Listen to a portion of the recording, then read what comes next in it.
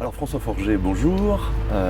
Cet été, pendant le mois d'août, pendant les nuits des étoiles, on va pouvoir observer 4 planètes du système solaire, Vénus, Mars, Jupiter et Saturne. Qu'est-ce que vous pouvez nous dire sur ce qu'il faut savoir de ces planètes? On va commencer par Vénus. Alors si on commence par Vénus, si on observe Vénus depuis la Terre dans une petite lunette, ce que l'on voit, c'est pas grand-chose. Alors c'est très brillant dans le ciel, on va voir un croissant typiquement blanc. Alors Vénus est absolument blanc. Si on regarde parfois sur internet, on regarde des photos de Vénus, on va voir des structures dans les nuages, etc. Mais ça c'est parce c'est des fausses images un peu, on les voit dans l'ultraviolet. Mais à l'œil, Vénus c'est tout blanc parce que c'est recouvert par une épaisse couche de nuages, des nuages très sympathiques, essentiellement composés d'acide sulfurique avec un petit peu d'eau. Et donc on a cette planète cachée par une épaisse atmosphère, mais qui est quand même très très intéressante. Vénus à peu près la taille de la Terre. On a donc ces épais nuages et dans une atmosphère de dioxyde de carbone. Et ce CO2 a un effet de serre très important, ce qui fait que si on descend jusqu'à la surface, on va comme ça plonger dans l'atmosphère. À partir de 70 km d'altitude, on va être dans les nuages pendant des dizaines et dizaines de kilomètres. On a des particules jusqu'à vers trentaine de kilomètres. En dessous, l'atmosphère devient très claire, très chaude, et puis elle devient de plus en plus épaisse, et à la surface on a l'équivalent de 90 atmosphères, essentiellement du CO2, un effet de serre très puissant, et il fait 450 degrés, donc c'est un enfer. Alors bien sûr la vie semble impossible dans ces conditions là, il n'y a pas d'eau bien sûr, il y a très peu d'eau d'ailleurs sur Vénus. Alors des fois on peut s'amuser à spéculer et imaginer que dans ces nuages il y a de l'acide sulfurique, il y a un petit peu de gouttelettes d'eau, et c'est vrai que si on va, si vous construisez un ballon dirigeable ou un peu une station comme dans Star Wars, vous mettez à 55 km d'altitude, faut y être précisément parce que la température varie très vite. Donc vers 55 km d'altitude, il fait à peu près 20 degrés, la pression est appréciable, donc vous pouvez faire un beau ballon dirigeable, aller sur le balcon et puis respirer dans un masque à oxygène parce que c'est comme du CO2 et ce sera assez confortable. Un petit peu d'acide quand même, vous serez encore dans les nuages. D'ailleurs dans ce contexte-là, on peut imaginer que dans ces petites gouttelettes, il pourrait y avoir peut-être des bactéries qui pourraient survivre. Certaines bactéries terrestres peut-être pourraient survivre dans ces endroits-là.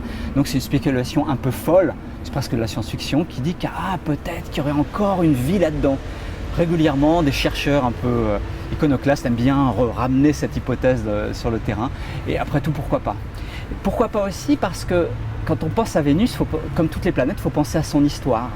Et il n'est pas impossible que Vénus, qui maintenant est un enfer sec et très très chaud, ait connu une période où il y avait des océans à la surface. C'est pas sûr du tout, on n'a pas d'indice observationnel, mais c'est pas impossible. Alors peut-être qu'une vie aurait pu apparaître, c'est très spéculatif, et se réfugier dans les nuages.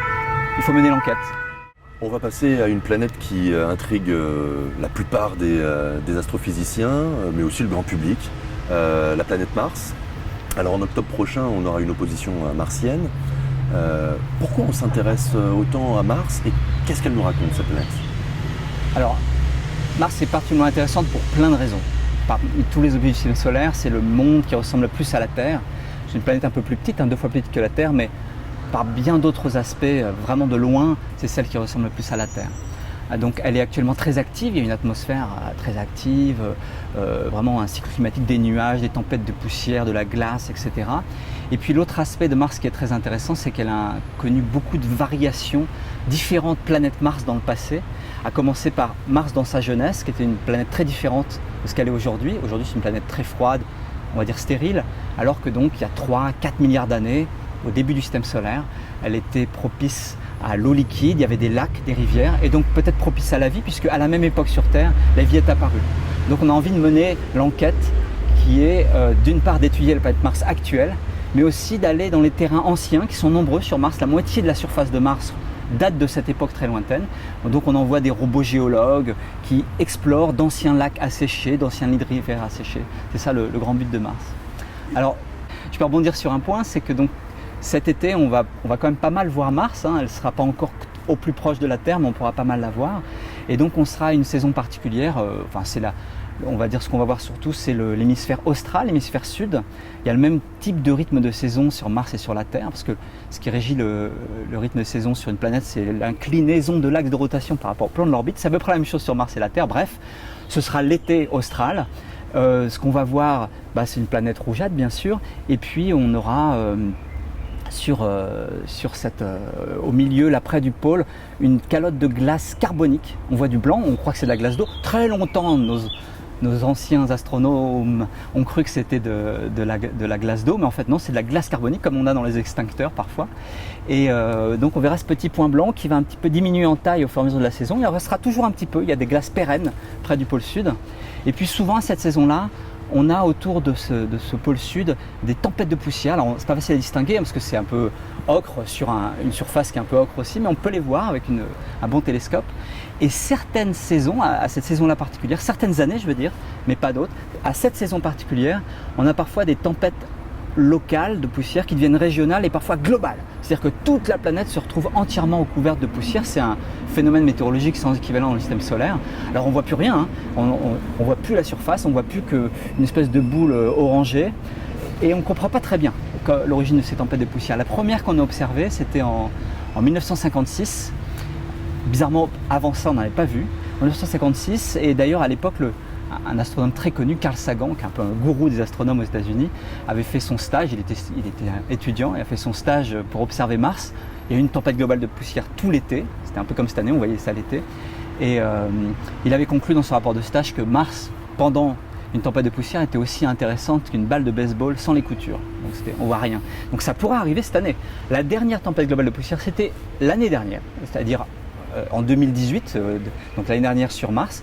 Donc on ne s'attend pas à ce qu'il y en ait une à nouveau cette année, mais il est arrivé dans le passé qu'il y ait des tempêtes globales de poussière 2 années de suite, en 71 et en 73 par exemple.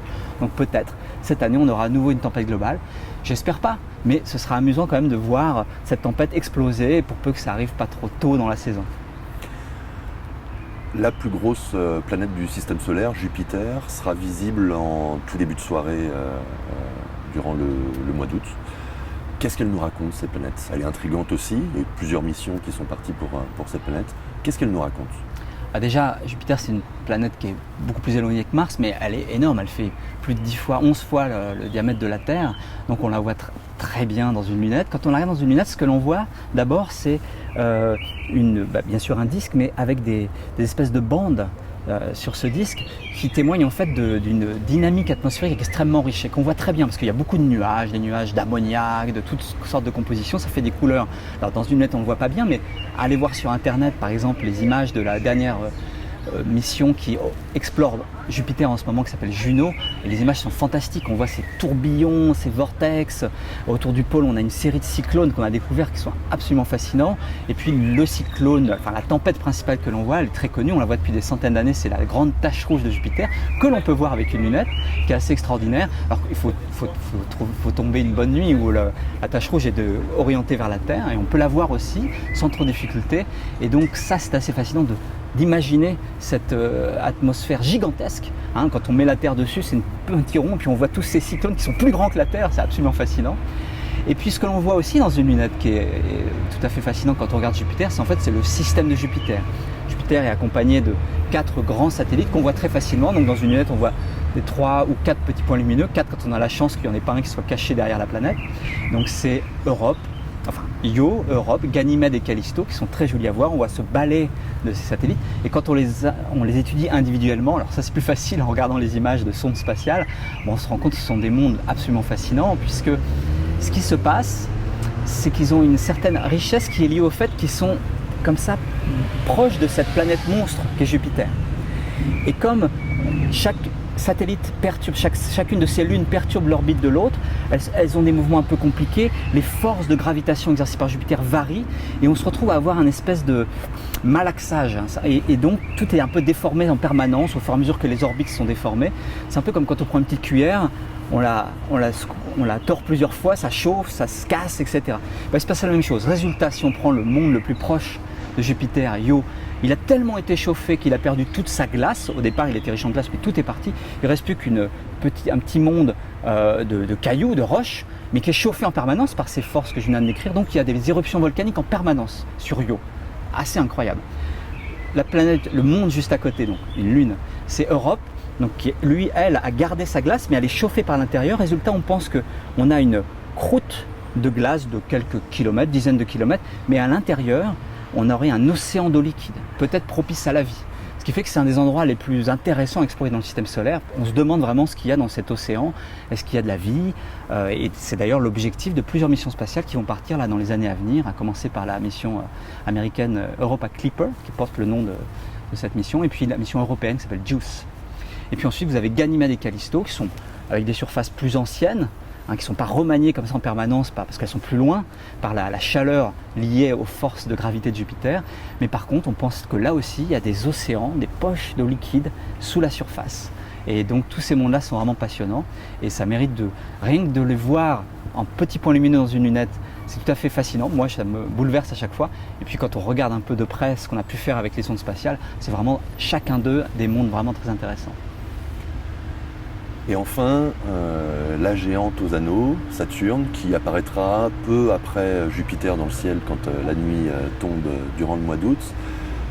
Pareil, qu'est-ce qu'elle nous raconte, cette belle planète aux anneaux? Là encore, Jupiter, je pense que même dans une petite lunette, si vous ne l'avez jamais vu, c'est fait partie des objets les plus fascinants à voir parce que de voir que oui, effectivement, il y a vraiment des anneaux autour de Saturne.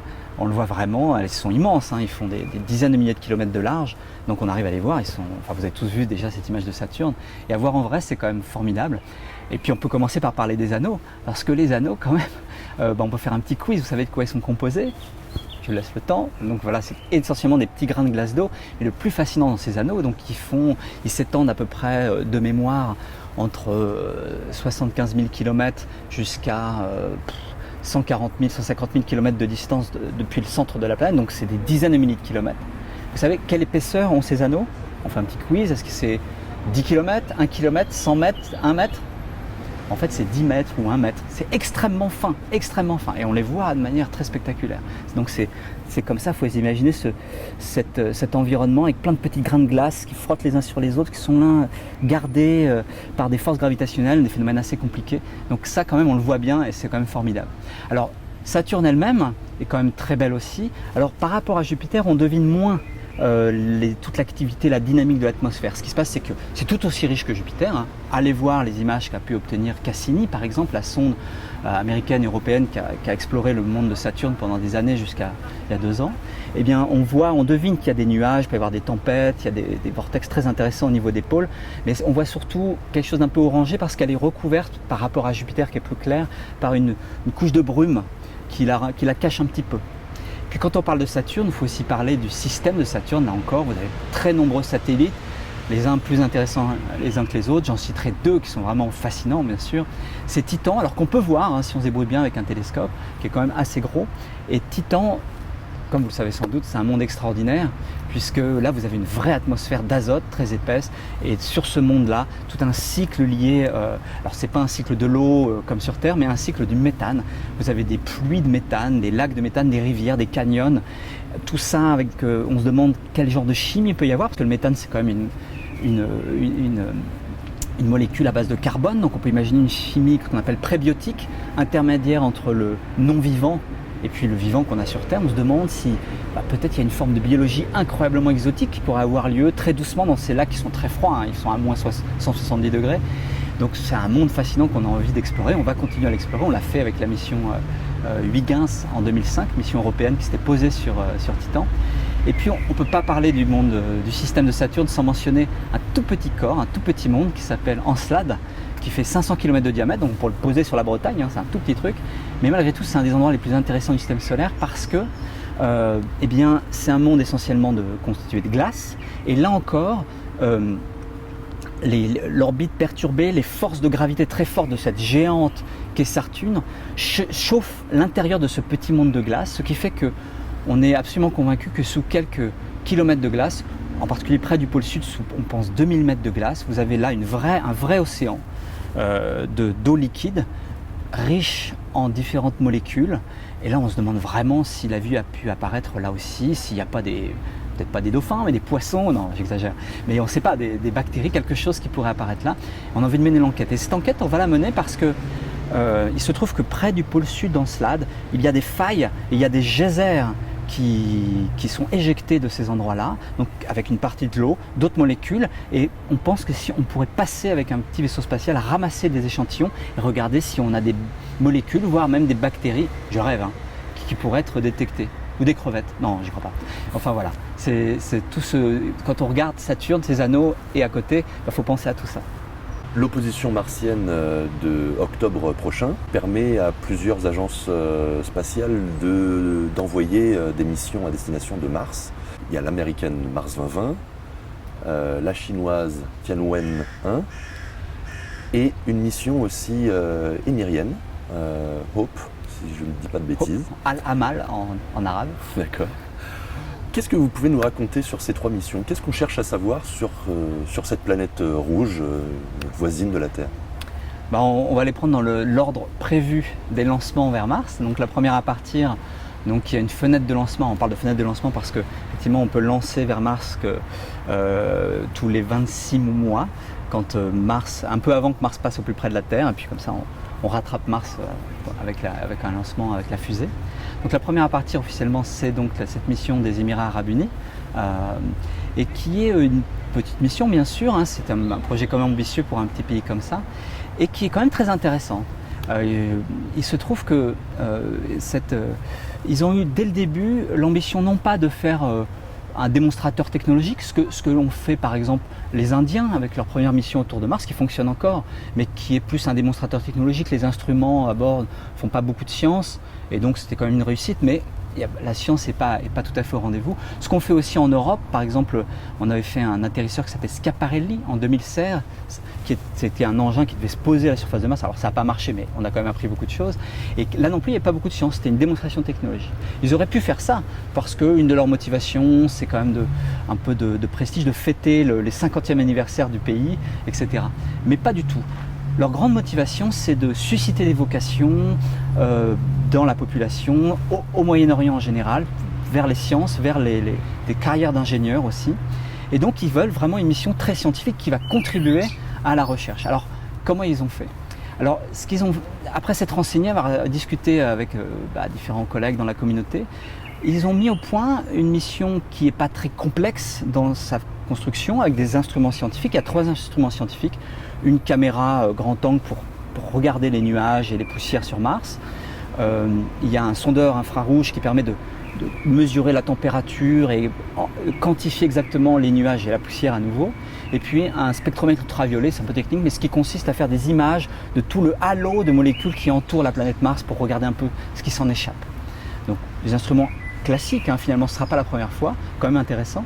Mais surtout, l'astuce consiste à avoir choisi une orbite particulière qu'on n'a jamais fait auparavant, qui est assez proche de l'équateur. Donc on tourne autour de Mars comme ça, on est assez loin, donc on a des caméras et des spectromètres qui vont se focaliser comme ça à distance, qui vont zoomer un petit peu.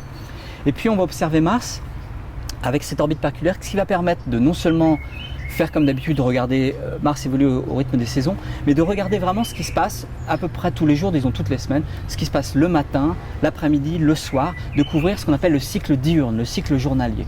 Il se trouve qu'on n'a jamais vraiment fait ça, parce que jusqu'à présent, on a toujours eu des missions qui avaient des orbites conçues pour passer au-dessus du pôle, pour explorer toute la planète, ce qui fait que on avait tendance à regarder toujours la même heure locale. Il faut réfléchir, hein, mais on regardait toujours l'après-midi, la nuit, l'après-midi, la nuit. Et il y a des phénomènes qui se passent le matin qu'on rate complètement, qu'on connaît mal. Et là, on va pouvoir vraiment mieux explorer ça. Et c'est devenu, année après année, avec toutes les missions qu'il y a eu auparavant, on s'est rendu compte que pour répondre à de nombreuses questions que l'on se pose en lien avec la météorologie, l'activité qu'il y a sur Mars aujourd'hui, il faut absolument qu'on regarde toutes les heures locales. C'est aussi bête que ça. Mars, c'est une planète désertique, donc il y a un cycle jour-nuit très très marqué. Et donc, il se passe des choses qu'on connaît mal à ces différentes heures. Donc voilà l'idée, et je pense que c'est très propice. Moi, ça faisait personnellement des années que je disais, il nous faut une mission pour regarder ça. Alors, si je détaille un tout petit peu, c'est même une mission intéressante. Cette orbite nous permet de faire quelque chose de particulier, c'est que on va passer typiquement, l'orbite est un peu excentrique, entre 20 000 et 43 000 km d'altitude.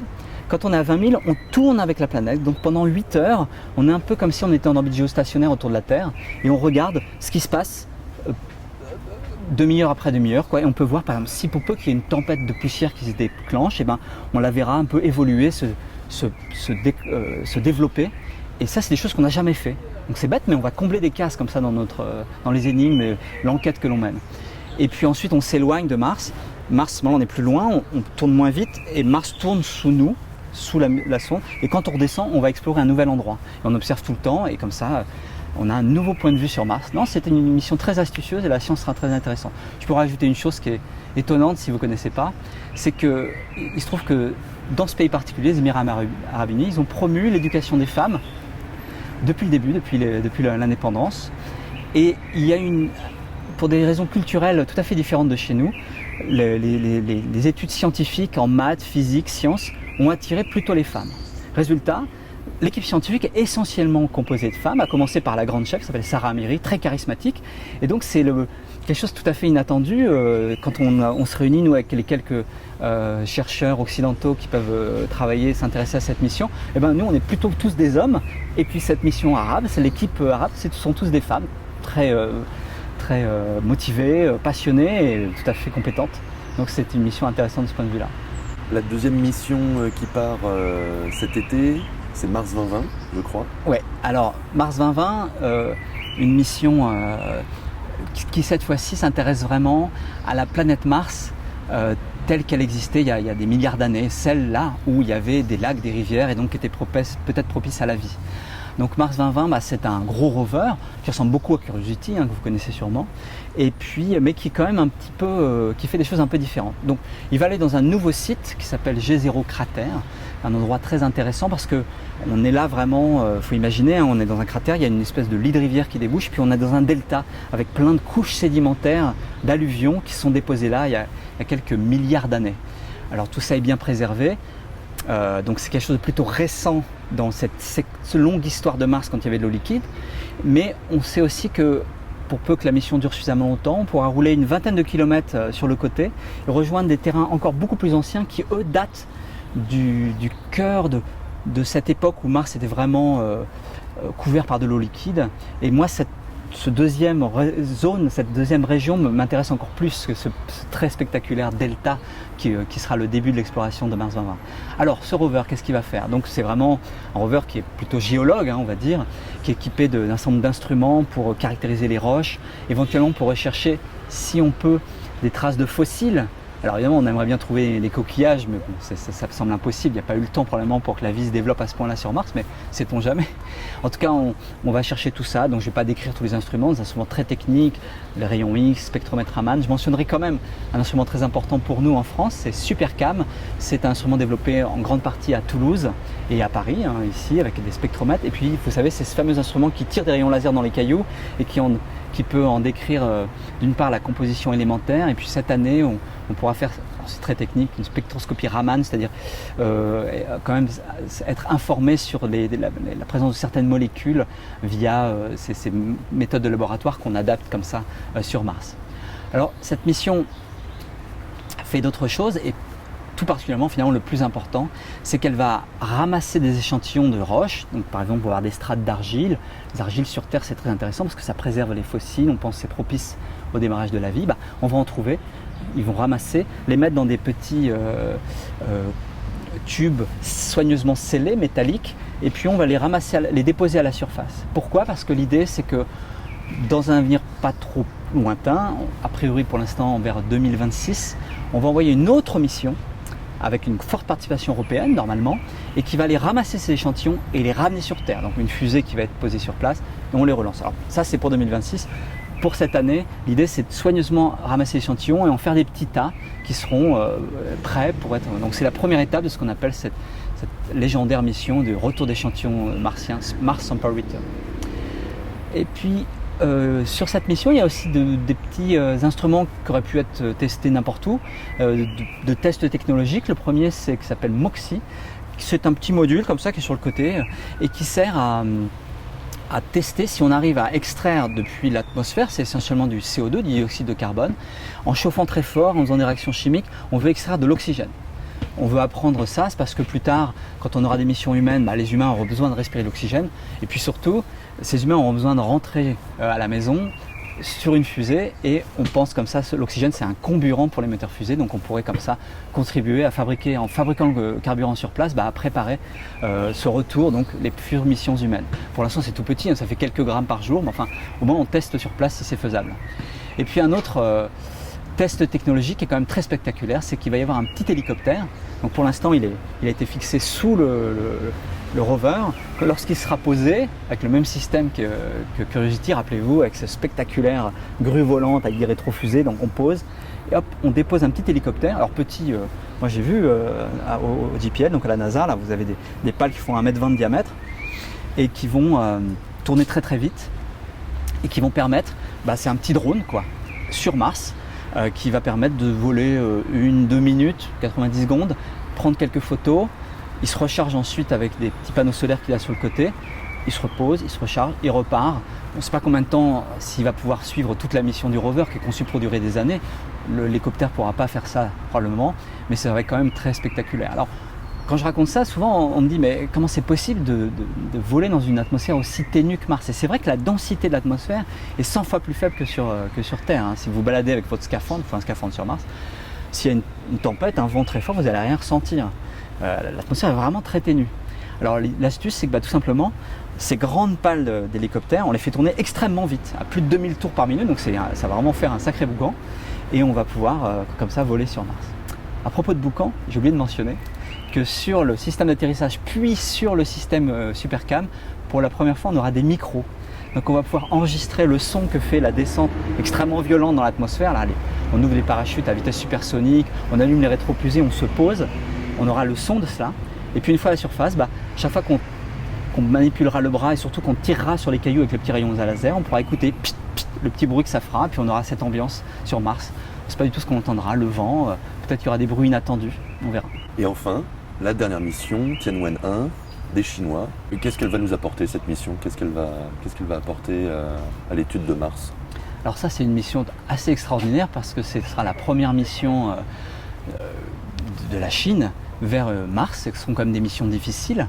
Et là, ils sont extrêmement ambitieux. C'est une mission très massive au départ. Il faut dire qu'ils ont une toute nouvelle fusée extrêmement puissante, donc Mars 5 je crois, et qui va être capable d'envoyer des tonnes et des tonnes vers Mars. Alors qu'est-ce qu'il y a sur cette mission? D'abord un satellite d'observation, un orbiteur on va dire, bardé d'instruments classiques, des caméras, des sondeurs, etc. Et puis on a aussi un gros module d'atterrissage qui va, comme les missions américaines précédentes, descendre protégé par un bouclier, ouvrir un parachute, se poser à la surface. Et puis là, on retrouve quelque chose qui ressemble aux 2 missions lunaires qui ont été lancées par la Chine. On en a beaucoup parlé ces dernières années avec le petit rover U2. Et bien cette fois-ci, on aura donc un gros atterrisseur qui se pose sur 3 pieds et perché là-dessus un petit rover. Alors petit rover, il fait plus de 100 kg, et qui va descendre la rampe et aller se promener avec une petite caméra et puis un certain nombre d'instruments quand même classique mais intéressant. On sera dans un nouveau site jamais exploré, donc moi je pense que cette recherche va être intéressante, quel que soit, même si les instruments ne sont pas hyper performants. D'abord, ils le seront peut-être. Il y a aussi un système laser qui permet de mesurer la composition des roches à distance. Pour l'instant, il semble bien marcher, d'après mes collègues de Toulouse qui collaborent avec eux. Donc une mission extrêmement ambitieuse. Je dois dire que nous, en Europe, on a essayé de se poser 2 fois à la surface de Mars, on a raté. J'avoue que j'ai un peu travaillé avec les Chinois pour essayer de les aider entre guillemets avec nos connaissances de l'atmosphère de Mars pour qu'ils puissent se poser, mais c'est aussi extrêmement risqué, surtout pour la première fois. Donc on croise les doigts et ça va être assez fascinant de suivre cette mission avec toute la science impliquée. Et je dois dire, j'ai quand même rencontré pas mal de Chinois impliqués dans cette mission, ils sont tous passionnés. Pas parce qu'ils suivent le parti, pas parce qu'ils sont nationalistes, non, ils sont passionnés de Mars, de l'exploration, et c'est assez réjouissant de travailler avec eux.